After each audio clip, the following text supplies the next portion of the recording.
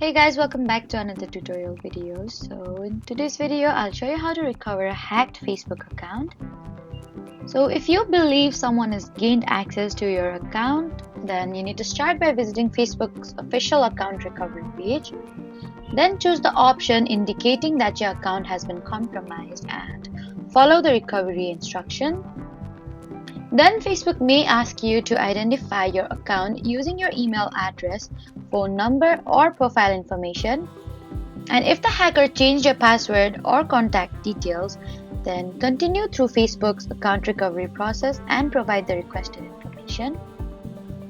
Once you regain access, immediately change your password and review your account's recent login activity and remove any devices you don't recognize. Then finally, enable two-factor authentication to add another layer of protection. So that was how to recover a hacked Facebook account. Please do not forget to like, comment, and subscribe for more helpful tutorials.